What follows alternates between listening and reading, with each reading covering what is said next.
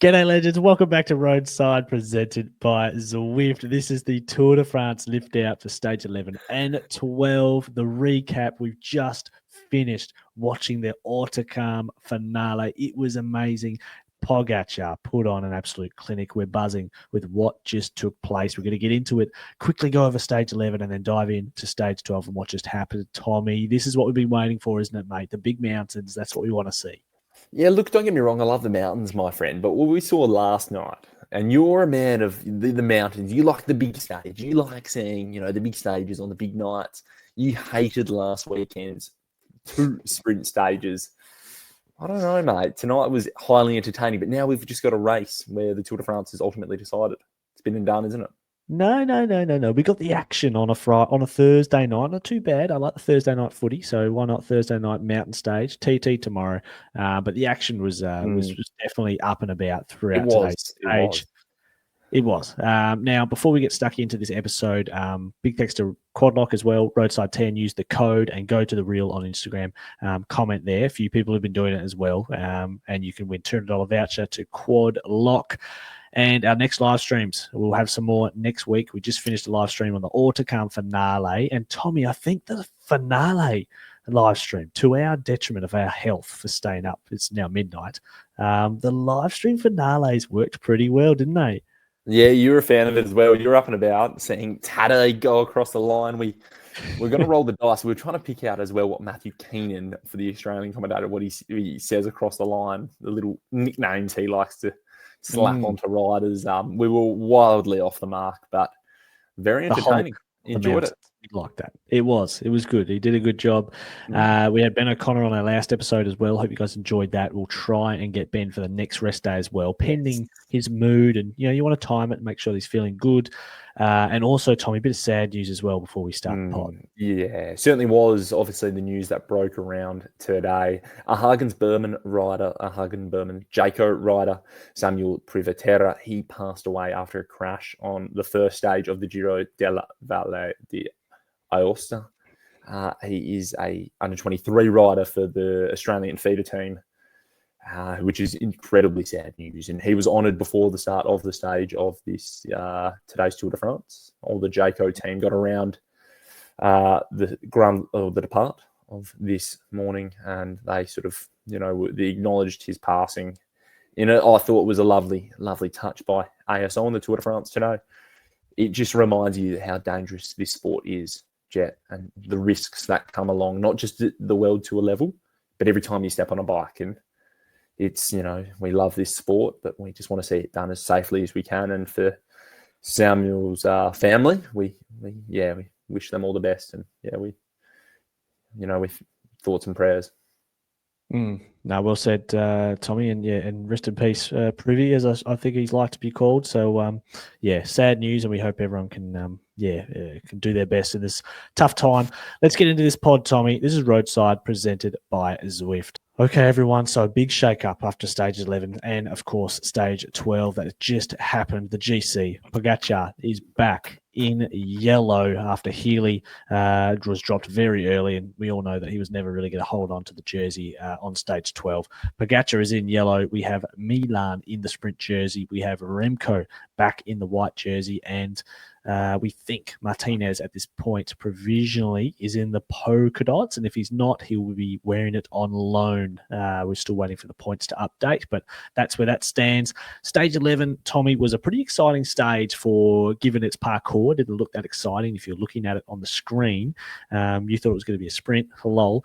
Abrahamsen, he got his victory that he was so close to last year, and of course he did it with a collarbone that's made of the calcium deposits at the top of the milk lid, and that was a great victory for Uno X, their first Tour de France stage win, and what became a pretty infamous stage with Pogacar going down as well.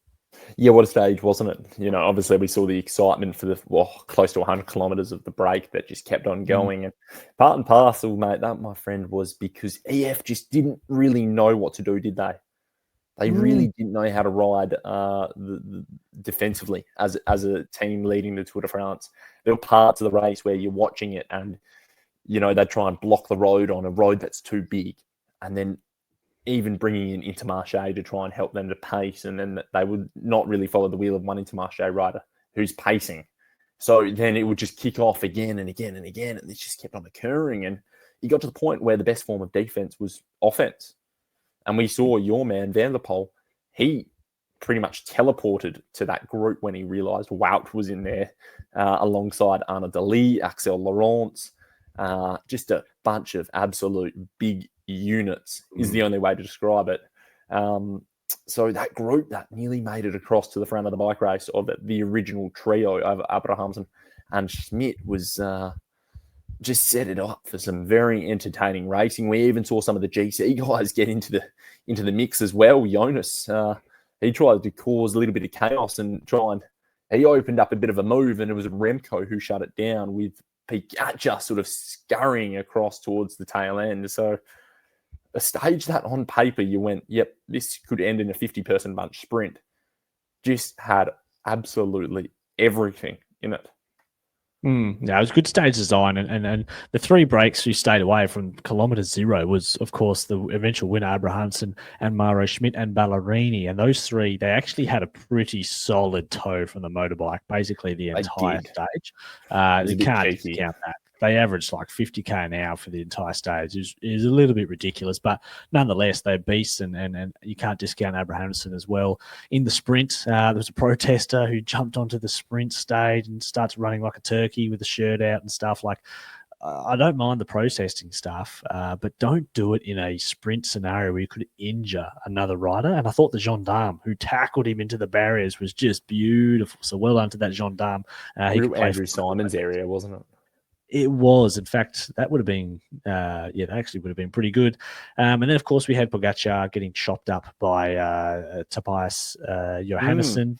It was accidental, maybe a little bit of inattention from Pogacar. He was on the radio at that point in time, but there's no doubt that Johannesson in that moment, he completely chopped him up. I actually took a screenshot of where Johannesson made contact with Pogacar, and his hips are in line with Pogacar's shoulders, and his back wheel is in line with Pogacar's cranks. So that's how early he went across Pogacar. Just got it wrong, but luckily Pogacar was okay. And the Shimano neutral service guy, what a blinder getting that chain on.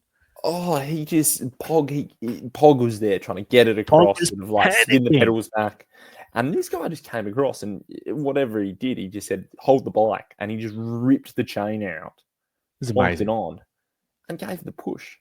The push was just Rainbow Road all the way, just beautiful.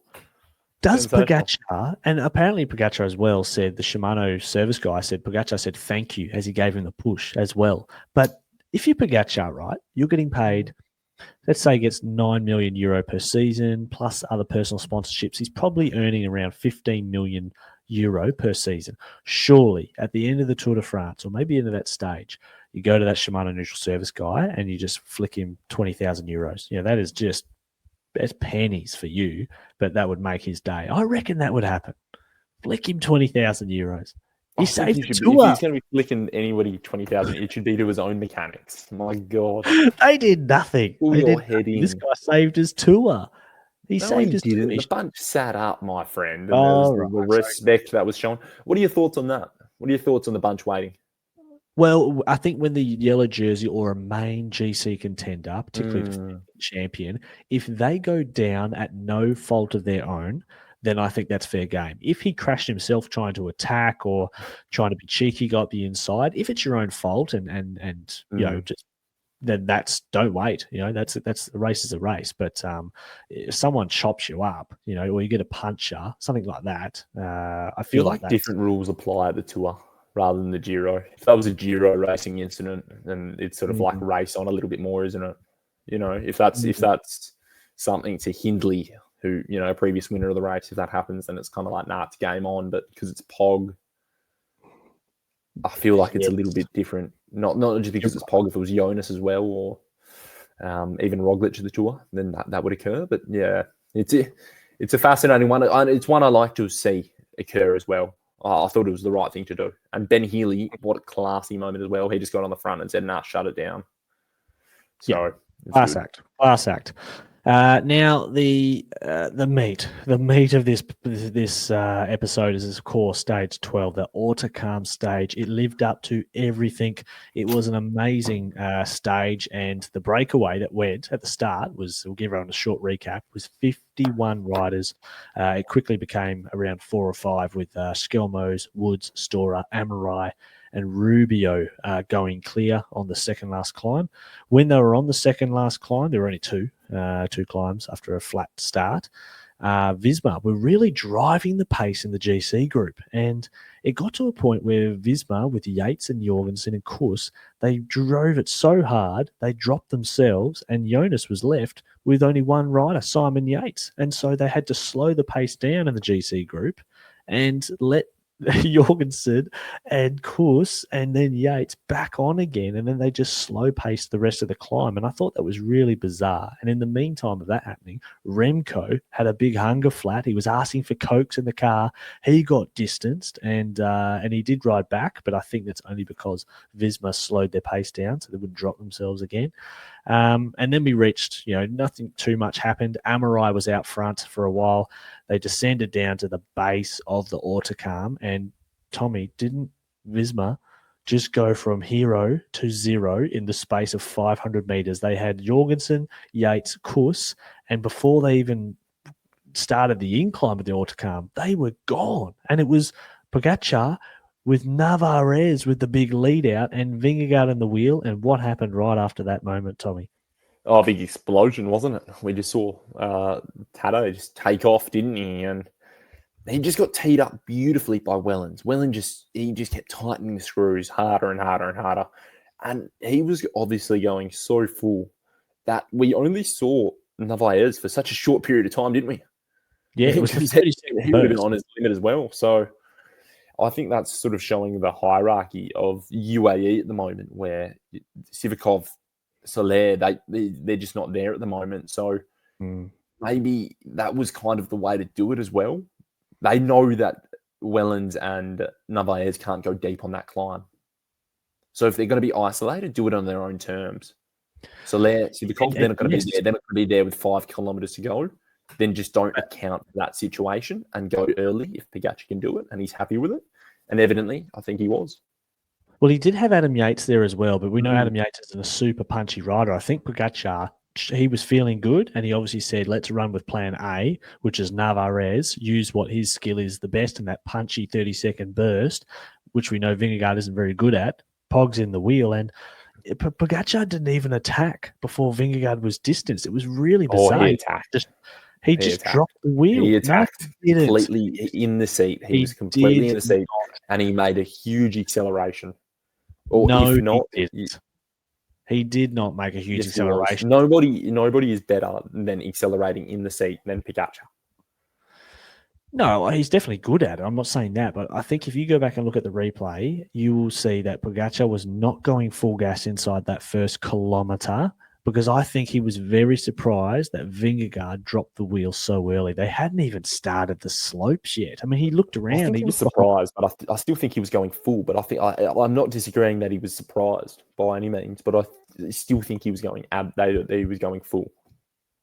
Yeah, well, I guess we'll see. We'll listen to the interviews and see what Pogacar says, but I'm sure that there was a bit of an element of, surprise that Vingegaard was still there because, we basically started the base of the Hautacam climb and Pogacar opened up a 15-second gap very, very early.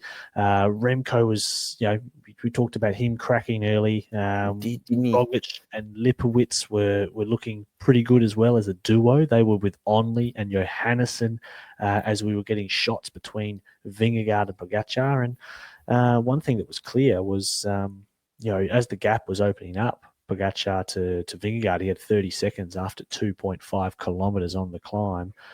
Lipowitz was waiting for Roglic. So Lipowitz was waiting for Roglic, and he said in an interview earlier this week that he is riding as a domestique for Roglic. And there was a moment where I think Roglic said to Lipowitz, mate, just go. Don't worry about me. I'll sit here and take 6th place on the stage. You go. And once he went, geez, I tell you what, he went like a rocket, didn't he?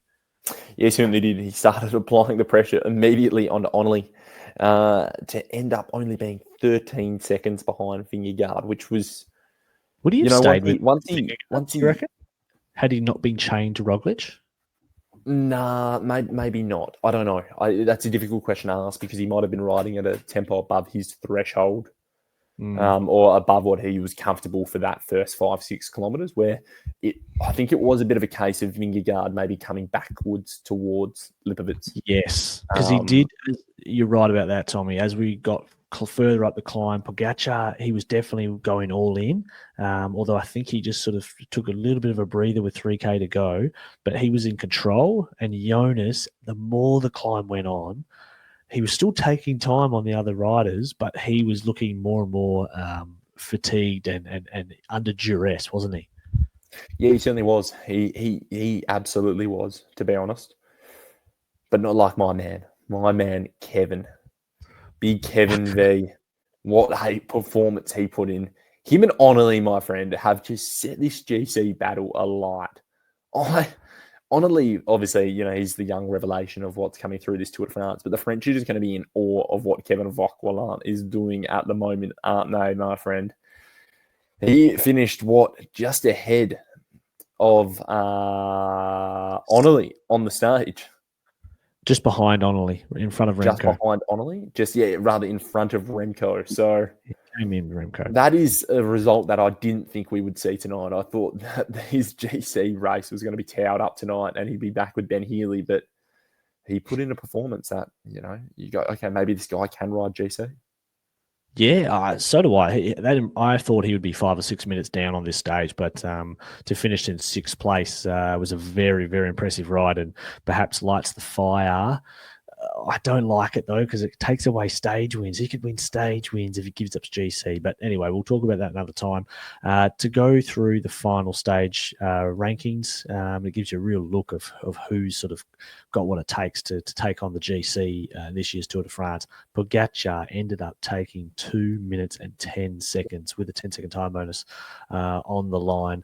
Jonas Vingegaard, 2 minutes, 10 seconds back. Florian Lipowitz was just 13 seconds behind Vingegaard. As you said, Tommy, Vingegaard started to fade big time at the end there.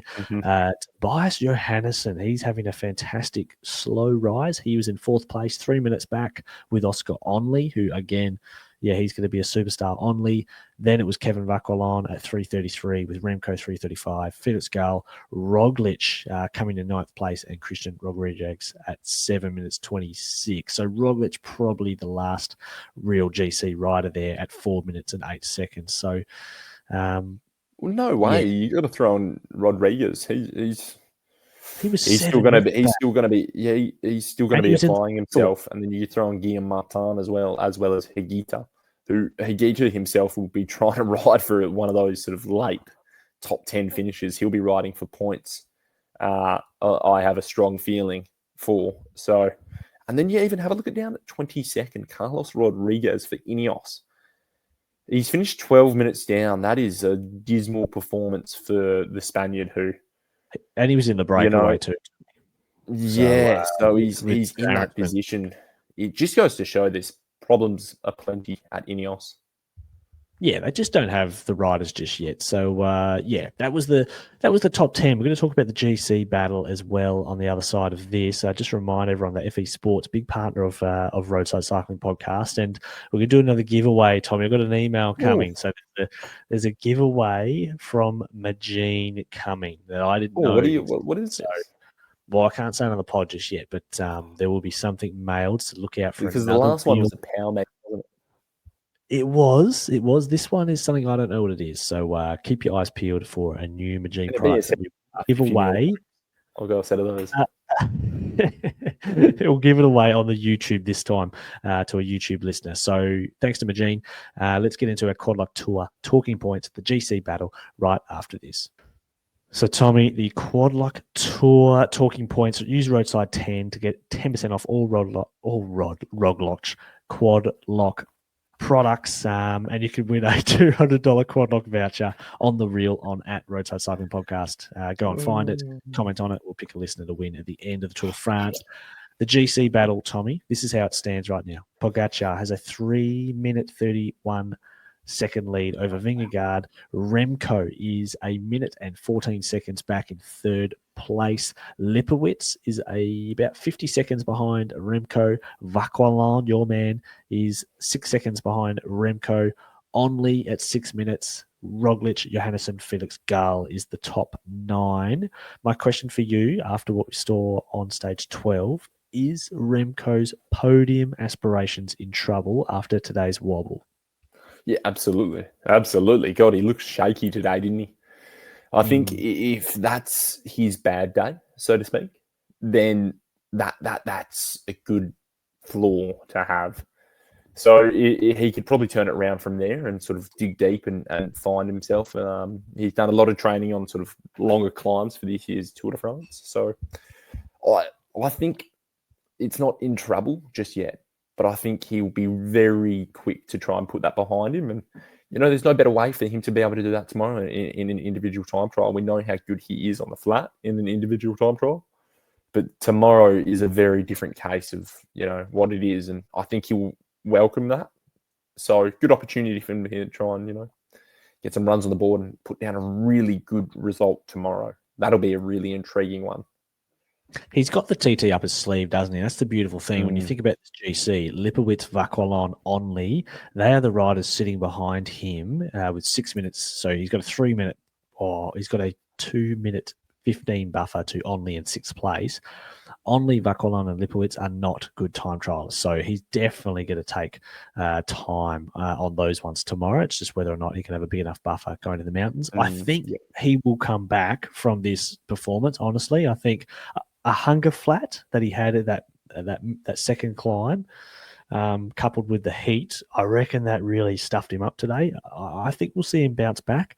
Red Bull, on the other hand, Tommy, they looked very good with both Roglic, maybe just underperforming slightly, Roglic, but overperforming with Lipowitz. The two of them could be quite a good combination. Yeah, absolutely. Absolutely. It could become a really dangerous duo coming into the third week when they're hunting that last spot on the podium. They sort of, if it's the Remco that's sitting there, they just try and work him over and really sort of forego Jonas and Tadej battling for those first two spots. You'd be concerned if you're Onley. Well, maybe not even if you're Onley. I think Onley's just so stoked to be in the top 5. I don't think he really is too flustered with much. Which I'm intrigued to see how he handles that mindset. We know how good that team is over the years with Grand Tour riders. I think of Tom Dumoulin and the likes as well that they've been able to go win the Giro with. So I'm intrigued to see how they handle Onley, who's so young and just still feels so raw at a Grand Tour. Despite, he was at the Tour de France last year and he was sort of there and thereabouts trying to get a stage, and he was close on a few occasions, where this year he's just grabbed this race by, grabbed every opportunity that's thrown his way. And I'm intrigued. I'm really intrigued to see how he handles this Pyrenean block. Yes, me too. I think we're all very, very keen to see what Onley can do. Where do you think Onley will sort of finish up, particularly tomorrow in this time trial? I think he'll do well to finish in the top 10, to be honest. I think he'll finish around that 8th, 9th position. Some of those days in the third week are days that I think you need to be a seasoned GC rider to handle, and he might be able to handle a one-time climb, but I have a feeling that maybe some of his inexperience as a GC rider, and just, he's young, will catch up to him. He was third. He was third at the individual TT at Tour of Swiss, the final uphill time trial. His climbing ability, I'm not doubting, but it's his ability to do it day after day after day. Sometimes the young riders, it takes time for them to get there. And stage, I think it's 17, 18 or 18, 19. It's 300 kilometers combined, 10,000 meters. So that is what they've got to do back to back. So, yes, but also moving on, Tommy, I've got to clear my throat because I've got to clear a gripe. I've got to serve up Visma Lisa Bike. Okay, I've got to serve them up because today on stage 12, Visma Lisa Bike got embarrassed. They got their pants pulled down. They spent all of the first 11 days talking all the smack. Our tactics are so good. UAE, they don't understand what we're trying to do, and that's a good thing. And then they're going to come to the mountains. We will attack, and Jorgensen saying we're good sports, and I hope Pogacar understands that. They're going after him. They're trying to be annoying, getting in the feed zones, all of this bullshit. Well, guess what? You might be able to do all of that stuff on a flat stage. Arkea can do that shit on a flat stage in the first week of a Grand Tour. But when you step up to the plate on the first GC day of the Tour de France, the very first GC day, and an easy GC day, you better be able to back up your words, because on the second climb, Jorgensen was dropping, Kuss was dropping, Simon Yates was dropping, and that was off their own pace. And then we get to the base of the Hautacam, and they didn't even hit a gradient. And Jorgensen, Yates, Kuss, all together like a three-man band going down with the Titanic when it was sinking. They were out the arse, and Vingegaard was on his own, 3 against 1. So I think it was a pathetic performance from Visma. Embarrassing. All that talk, and they couldn't back up anything. Vingegaard, he did his best, but his teammates, they acted like they were just these rogue, Top Gun fighter jet pilots, but really they couldn't even get off the ground on the first climb. So Visma, I think if you're going to go into the media and talk a lot of smack and play the big game on the flat stages, you've got to be able to back it up when it gets to the climbs. You good? You done? You got that out of your system? I have got it out of my system. I feel so much better. Embarrassing, Tommy. It is embarrassing, isn't it? I mean, come on. They didn't even go up the climb. They did not even get up the climb. They absolutely failed to fire. Yeah, there's no doubting that. I think it'd be a pretty dismal sort of mood on the bus. When all the boys roll in, the heavy boys will roll in. They'll look to Kuss. They'll look to Jorgensen and say, "Oh, how'd you go today, boys?" And, they could have the headphones in already. Matteo No Goodson. That's what he should be called. It's just got.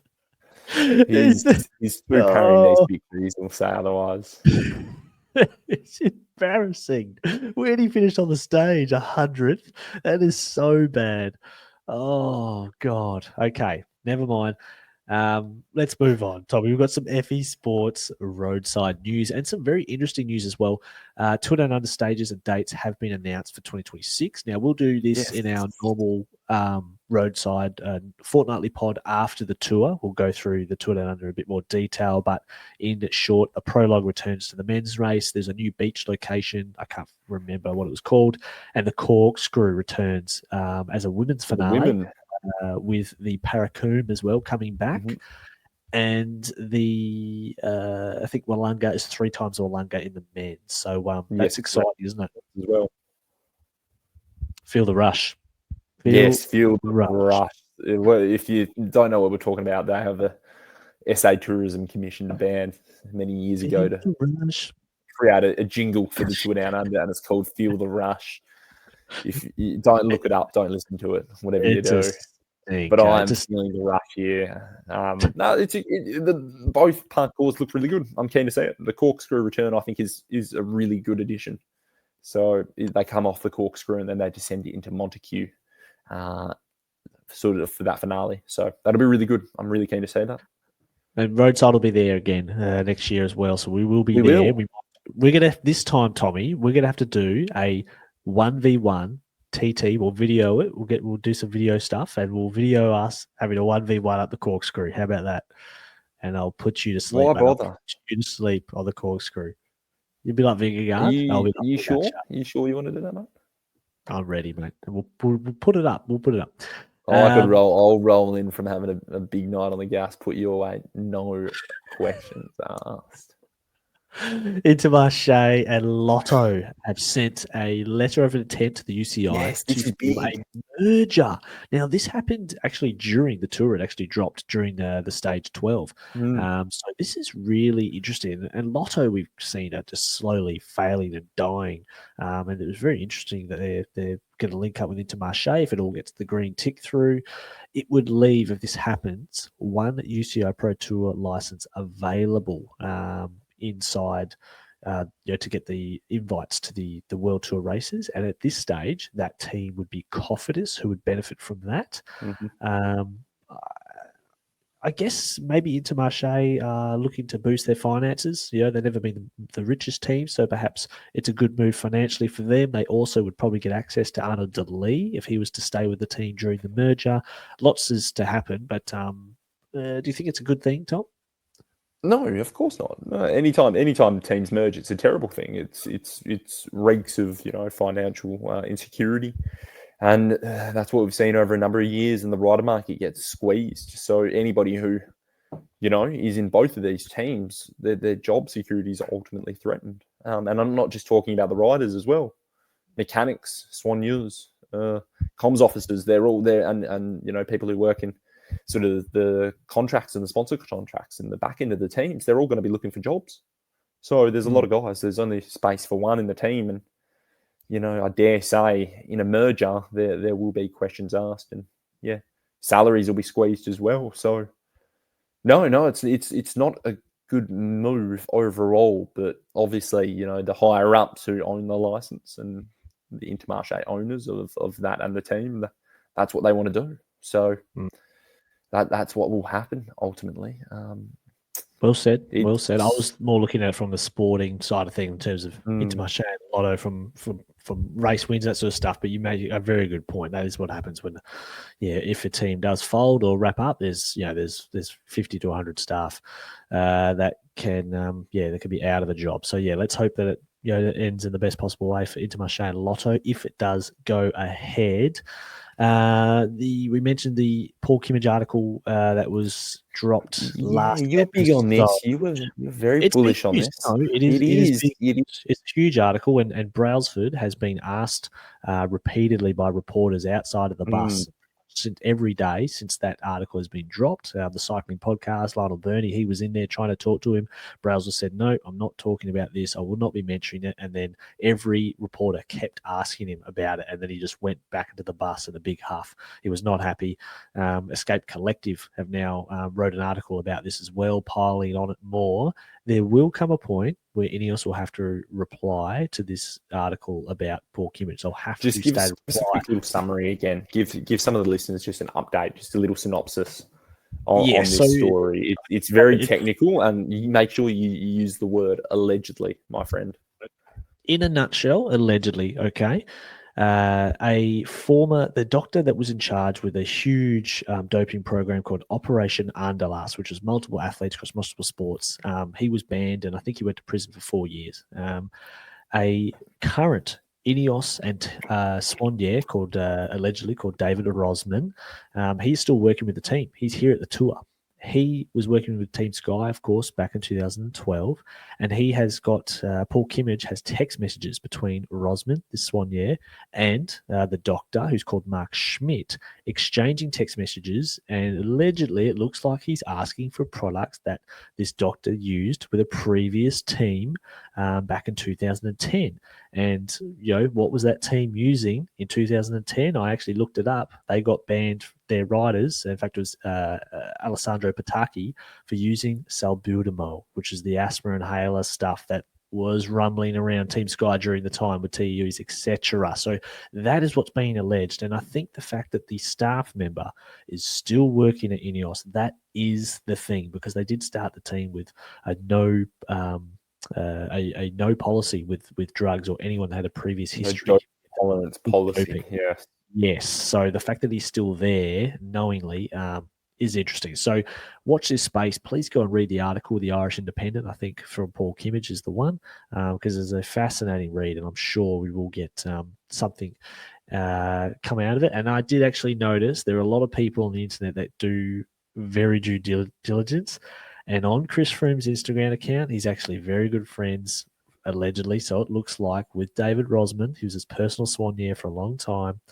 Chris Froome has gone and deleted all of the images that had him and David Rosman, the Ineos soigneur, with him in the photos. And there was quite a lot because someone screenshotted all of them before they got deleted. So, it doesn't look good. But anyway, Tommy, today's stage was amazing. Bit of news to finish on, isn't it? I know, but we're going back to today's stage. Pogacar, he's got 2 minutes and 10 up his sleeve. I'll ask you a question right now, Tommy. Is there any chance that Pogacar can lose this race now at this point with 3 minutes 30 to Visma? I think illness crashing can be only realistically the main of elements. It may be even bad weather, and he has an issue on a day where it's filthy hot or filthy cold potentially. But we've seen in the past that he's pretty good at navigating that, and he's got a good enough team to manage those sort of situations. It's hard.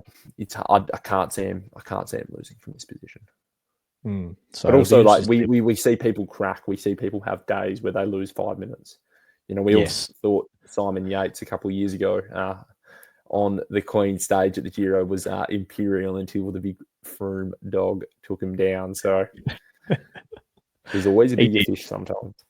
There is, and if you look at stage 18 and stage 19, look at those two stage profiles. Anything can happen in those 2 days. So you can lose a lot of time. I mean, a lot of time on those 2 days. So just go and check those ones out. We'll definitely be doing lives for those. Tommy, it's 12:34 a.m. Put me in the bin. Time for us to go. We'll see everyone again. I think we'll drop an episode on Tuesday, not Monday. I think Tuesday we'll do it just so we capture all the weekend stages. And we will do it maybe Monday night because it's a normal rest day, so it'll come out Monday night. That's what I meant. Yeah, that's what I meant. So look out for that then. We'll regardless, we've got 2 every week of the Tour de France. Make sure you're subscribing. And Tommy, mate, time to get some sleep, brother. Yes, please. I need this.